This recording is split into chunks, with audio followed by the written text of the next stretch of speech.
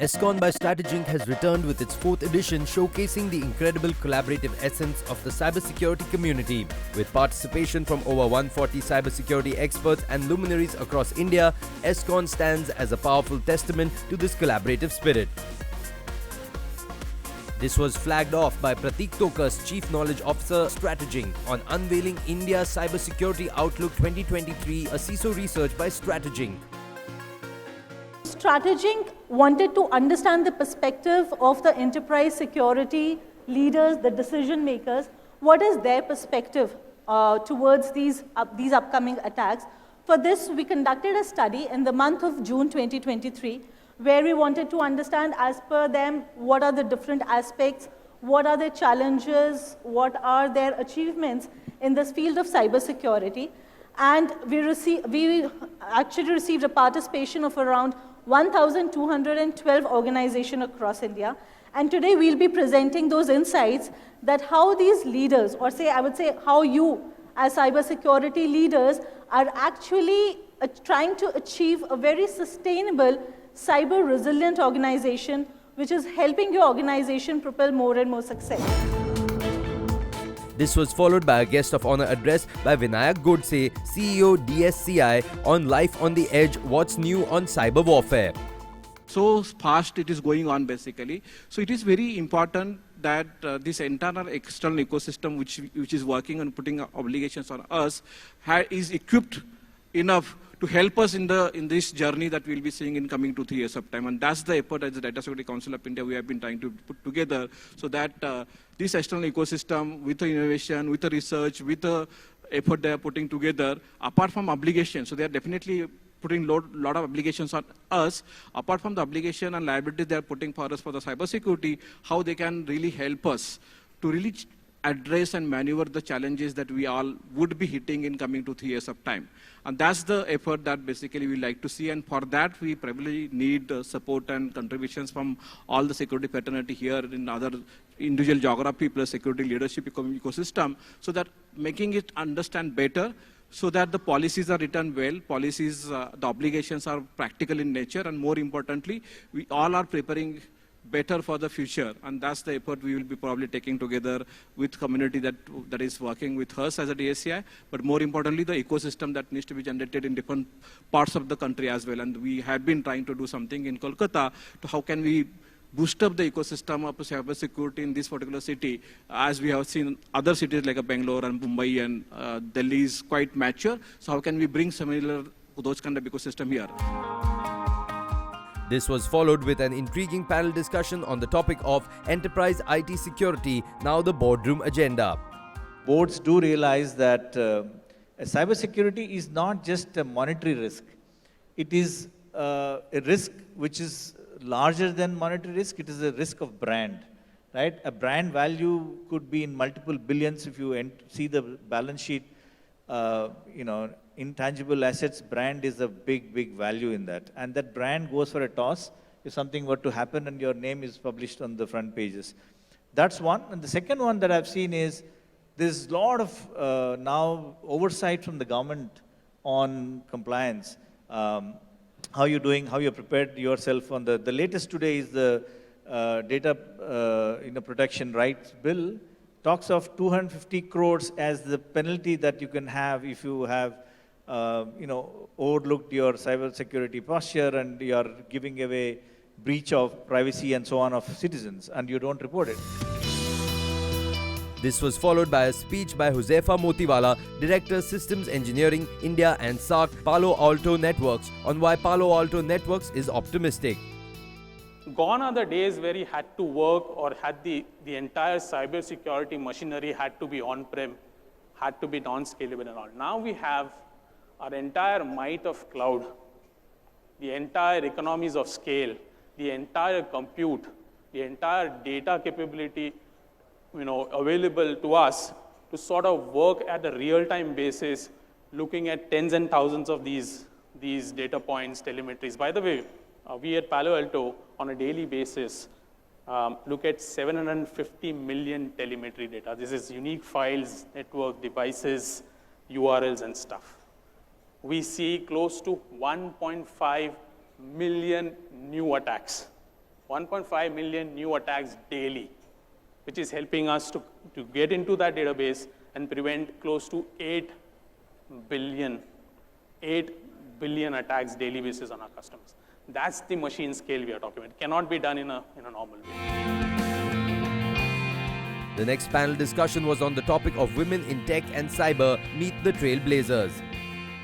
Bringing role models, right? That really helps for one woman who is really entering into a career to look up to somebody who is at a woman, like she just mentioned, the head of cybersecurity is a woman. I think creating role models in the company, giving those opportunities, especially at leadership level for women, helps for upcoming women coming into the industry. I really ask would be more for the subject matter experts, the product OEM or ecosystems who really bring us the expertise and then we speak with them. I see a lack of diversity there as well. So maybe, because again, as Mridul said, role model is an important thing all across, and it cuts across genders.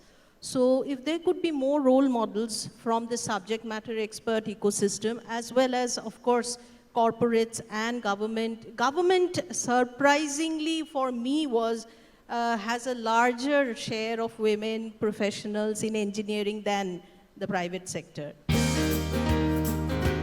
The panel discussion was followed by an amazing monologue by Prateek Bhajanka, APJ Field CISO Director, Sentinel-1, on Prepare for Tomorrow's Threats Today, Change in Approach. AI is there to scale the humans and not to replace the humans. And when I was talking about single unified data lake and seeing the entire attacker journey, you should be able to see where the attacker came in from, where the attacker is right now, what the attacker did, and where is the attacker right now. It's very important. You should be seeing the data from an attacker perspective and not just, okay, this attacker came into this endpoint and went out. I have no idea where it is now. The attacker is lost in my environment. So we need a new approach where we are able to derive intelligence and wisdom out of the data. It should not just be data gathering. If you collect a lot of data, it is not data lake. It may just end up becoming a data swamp, where you are not able to use and make use of the data. You need an approach where you are able to derive intelligence, wisdom out of this data, which is actionable. Otherwise, this data is of no use. You need this approach where it's data-driven, it's intelligence-driven. And if humans do it, it's a lot more complex. And that's the reason you need AI to help you do that and to help you achieve that scale. This was followed by an enthralling panel discussion on the topic of the future of security defense, the cybersecurity mesh. My two most important theme to be taken is, one is my policies in the context of cybersecurity mesh, because if you don't have consistent policies, it's going to be very difficult to control your distributed environment, which is your mesh, right? So you need to have those global level policies and your technical policies, which will translate into your controls, which are driven by your technology. So the policies and the best of the art technology in combination would be able to give you that ability to have a single pane of glass across your cybersecurity mesh architecture. So two things, policies and the best of the security technologies. The next panel discussion was on the topic of evolution and expectations of a modern and high-performance society. Can we automate that part where the detection becomes simpler and the SOC team is basically coordinating, getting the right people on the call, right? And not into the discovery mode. So if discovery can be automated, even the next step could be maybe auto-remediated. I think that way we can simplify a lot of stuff, in my opinion. Thank you. And I think auto-remediation, is very, very important, but use it with caution, because sometimes if you get a false positive, auto-remediation can be a havoc also. There is already a lot of data being collected.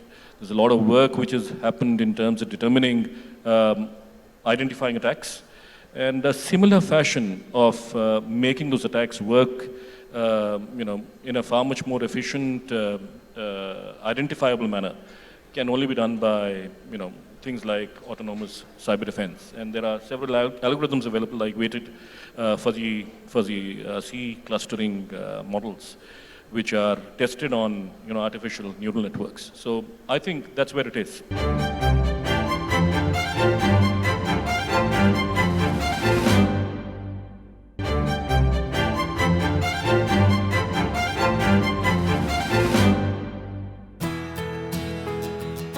Moving on to the next day, Strateging started with a keynote address by A. Bharadwaj, Joint Director, Ministry of Defence, Government of India. We speak of people, process and technology. It is very much there in the warfare. And what matters more is UDA. UDA concept was given by a US fighter in 1950, wherein your action, capability of taking timely action, is what decides the war. The three war-winning factors: people, your man, machine, your technology, and the process. How you're doing that? Doing all three, you have to reduce your OODA loop. OODA loop is basically to able to take a decision with respect to your environment and deciding and acting concurrently. OODA loop initially used to be very simple as shown, the first OODA loop on the top. But you look at the OODA loop in the present time, too much of information to be taken from plenty of sources, to be processed, to decide and to act. With technology, our OODA loop is becoming more and more bigger. Challenge is to reduce this OODA loop. Between two forces, any force which can shorten their OODA loop, they'll succeed. Strateging followed with a speech by Neeraj Chandra Pandey, Business Development Manager, CyberS OpenText, on evolutionary path for cybersecurity threat landscape. The reality of most companies, if you look at, is the spectrum of technologies which require flexibility and choice. Every company we have worked with has these kind of multi-generational IT complexity. And we live in the spectrum of legacy to contemporary, whether that is from data center to multi-cloud, whether it is from on-prem software to SaaS application, it is from transactional process to algorithmic process, your agile practices to embrace DevSecOps, monolithic to microservices, and protecting just what you have, taking and talking about the cyber resilience. This was followed by an intriguing panel discussion on building zero trust into your complex enterprise landscape. How do you see, that the challenges that the organizations face in terms of, adopting the zero trust principles or architectures? Zero trust principles bring in that evaluation every time a user is accessing an application or an asset, which actually caters or maybe makes life of a CISO easier, because he is able to evaluate every access to his internal application as well as the external users or third party accessing your applications or your databases or whatever, right? I think the very challenge that we have been going through for last so many years is kind of getting, at least represented by zero trust, where it is bringing onto the surface the number of people who are trying to access, the number of technologies getting touched by the people, and you are getting a real-time assessment of your risk, basically, attack surface or risk. This was followed with a speech by Brijesh Miglani, Principal SASE Consultant APAC ForcePoint, on simplified zero trust digital experience ForcePoint platform. From a zero trust perspective, definitely there is a CISA maturity model, talk about zero trust on device, zero trust on user, zero trust on workloads, zero trust on network, zero trust on data. Now, how we typically simplify is by adopting these things. Focus on identity, focus on device, focus on data, focus on your network, focus on your workload. Now, all those principles of zero trust, which is mentioned in NIST guideline, are applicable here, right? Continuous monitoring, context-based, risk adaptive. This speech was followed by a panel discussion on managing stress and work-life balance for cybersecurity professionals. What do you see? How are you helping answer this question for the CISOs to the board? And when you interact with a lot of CISOs and board members, yes, definitely, incident response and other things, what do you see? So obviously I completely agree with the stress levels talked about, stress levels in different jobs and different roles. And of course, like, this is both upward stream and downward stream, and board becomes an important aspect of this. So as ForcePoint, you all have known us for the data security piece, the DLP. But of late, we have been trying to transform our company into a data-first single vendor SaaS. And when we were doing this, we realized that we have to empower our CISOs to be able to better project in an automated manner the value realization of the money spent, the economic value that we have brought to the organization, and give a single dashboard which is based on analytics, whether it is ForcePoint technology or third-party technology. The panel discussion was followed by a keynote address by Sanjay Kumar Das, Joint Secretary, Department of IT and Electronics and State Information Security Officer, Government of West Bengal, India, on cyber assurance, the ubiquitous answer to cyber ails. All these things are bringing us to the realm of deepfake scams. Your wife is calling for money and you are paying him. Your teacher is calling for money, you are paying him. Earlier, Bharatpur वाले आपको WhatsApp पे phone करते थे, अभी आपकी wife आपको WhatsApp पे phone करेगी और आप उसको पेमेंट करेंगे. And this is deepfake scam. So if we just see the projected cost and companies attacked during 2022, what we really see. We see the cyber security costs has increased and crossed $6,000 billion in 2022. And percentage of companies attacked, cyber attacked, is 39%. So remember when going back on Monday to your office that your company might be within that 39%.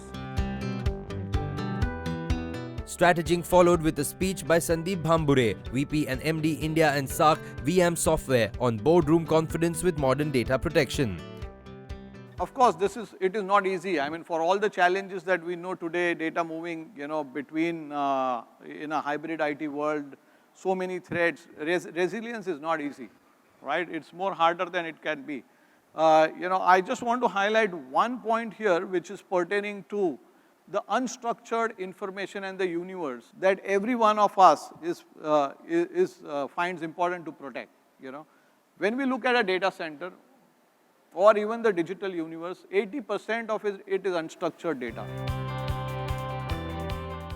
Next was a speech by Anirudh Yadav, Cybersecurity Sales Specialist ZTA, SSE India, Cisco, on redefining user experience with secured access. One of the challenges that was spoken on is basically how many solutions we have in the place, right?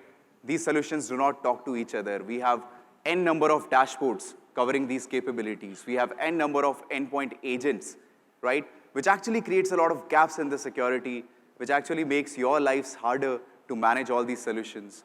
And then, of course, it puts a lot of operational overhead on top of it. This was followed by a trialogue on the topic Unpacking the Digital Personal Data Protection Bill 2023. In a nutshell, there are some key requirements that this law is coming up. First thing, the law has actually come up with very important concepts. One is the concept of a data principle. You and I are data principles. Why? Anybody to whom the data belongs to is a data principle. No problem. Second thing, the law comes up with the concept of a data fiduciary. Any person who will receive your data and then will determine how and for what particular purpose the data is going to be processed will be the data fiduciary. The third legal concept is data processor. Anybody who processes the data on behalf of the data fiduciary will become the data processor. And finally, we have a concept of a consent manager, which is the concerned person who will have to be appointed by every company for assisting data principals or persons like you and me in order to give our consent or withdraw our consent. This was followed with a speech by Rohit Raman, Managing Partner and APAC Head, eTech International, on the 5 C's, moving from reactive to proactive cybersecurity. We are executing all the 4 C's in the framework, but if we are not doing it continuously, periodically, if that assessment is not being done, then we are going to miserably fail. And if we follow this 5 C's model, well, obviously 100% guarantee is a tough task. We don't also claim. But yes, this is a step to move from being reactive to a proactive model. This was followed by a fireside chat on preparing for the unexpected, the role of cyber insurance. When a situation arises, whenever there's a breach, the only person that we're talking to is the CISO. At the time of buying of insurance, we're usually talking to a different department. Right? It could be finance, it could be procurement, it could be... I don't think that any policy can do justice to the user without extensive dialogues with the user.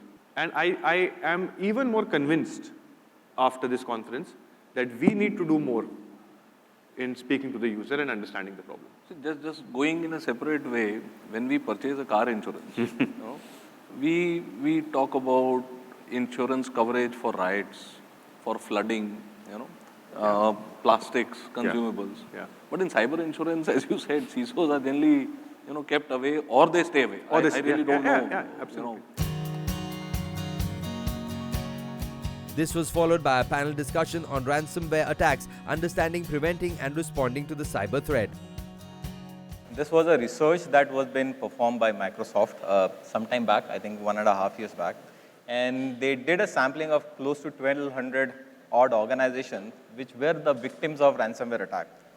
The statistics says that there were almost like 24% of the organizations who paid for the ransomware and they recovered the data, which is a little in contrast to the views that you just expressed.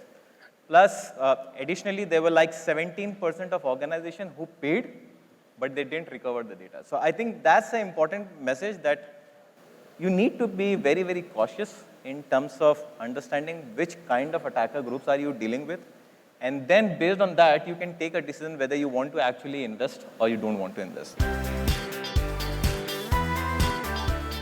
This was followed with the unveiling of the CISO Handbook 2023, Conquering the Digital Frontier.